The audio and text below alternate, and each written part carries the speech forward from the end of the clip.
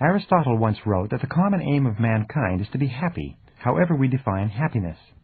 One thing we know is that the more confident and the better we feel about ourselves, the happier we are, and the more effective we seem to be in everything we do. Self-confidence, however, is really a state of mind based on your belief systems. Belief, or faith, enables you to act boldly in the face of uncertainty.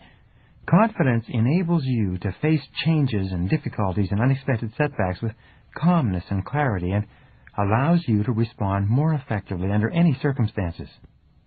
The law of belief, which is another form of the law of cause and effect, says that your beliefs become your realities.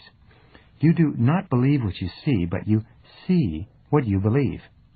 William James of Harvard said that belief creates the actual fact. In the Bible it says, according to your belief it is done unto you. If you believe strongly enough and confidently enough, your outer world will tend to conform to a pattern consistent with these beliefs. In fact, your world today is merely an outpicturing of your innermost beliefs and convictions. You can tell what you really believe by what you do and by what you don't do, and by your conversation and by your decisions. When you truly believe yourself to be an exceptional human being, possessed of remarkable capabilities, you will walk and talk and act that way. As the Bible again says, all things are possible to him that believeth.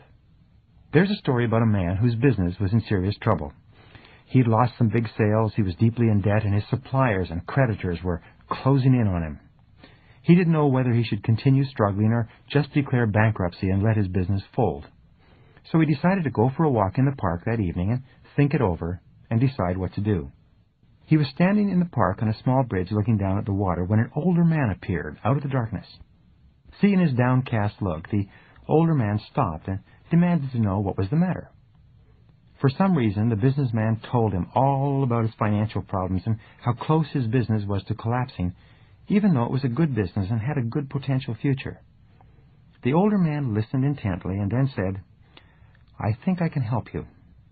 He pulled a checkbook out of his pocket, asked the man his name, and wrote out a check for him, pushed it into his hand, and said, "Take this money.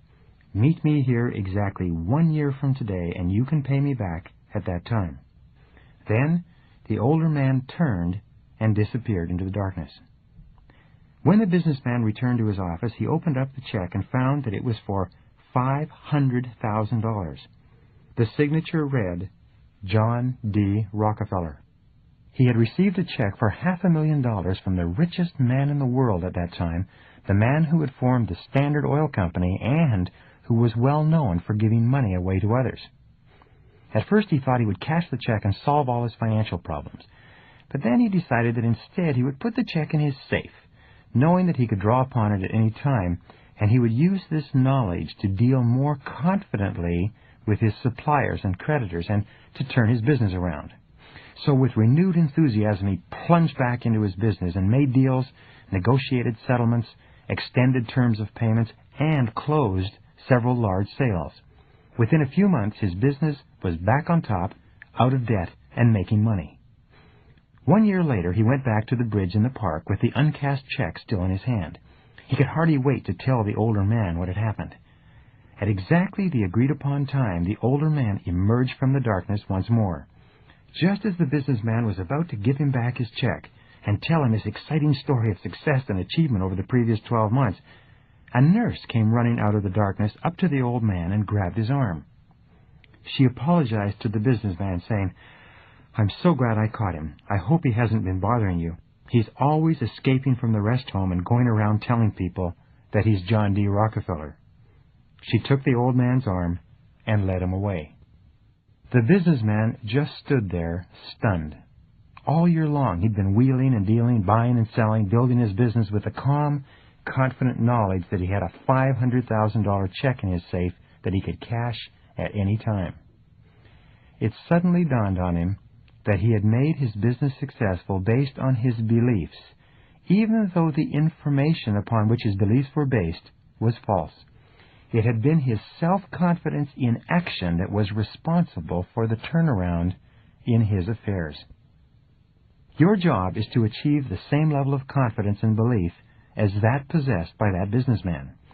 the world will largely accept you at your own estimation. It is yourself that you have to convince before you can convince anyone else. But once you are absolutely sure that you have what it takes to master any situation, you'll act in such a way that your beliefs will become your reality. We're really talking here about what we call mental fitness, or the hardy, resilient personality. And mental fitness is subject to the law of cause and effect. You can develop the kind of irrepressible self-confidence that you desire by simply repeating certain thoughts and actions over and over until they are driven deep into your subconscious mind and take on a power of their own. Perhaps the most pervasive influence in determining your mental and emotional state at any time is the power of suggestion. The power of suggestion begins working on you even before you're born and continues from infancy and throughout your life, making you the kind of person you are today. Experts say that fully 95% or more of what you do, say, think, and feel is determined by environmental and psychological suggestive influences around you. For example, the average person is so susceptible to suggestive influences that a rude word from another person may cause him or her to be upset and angry for hours. On the other hand, a kind word of praise or recognition may cause him or her to be positive and happy for the rest of the day. To enjoy high levels of self-confidence, you must be able to make up your own mind and free yourself from any influences that cause you to feel negative or unhappy for any reason. You must take full control over your own thinking and over your own suggestive environment, making sure that what you are allowing into your mind is consistent with the things you want and the person you want to be. And you must work to keep all other influences out.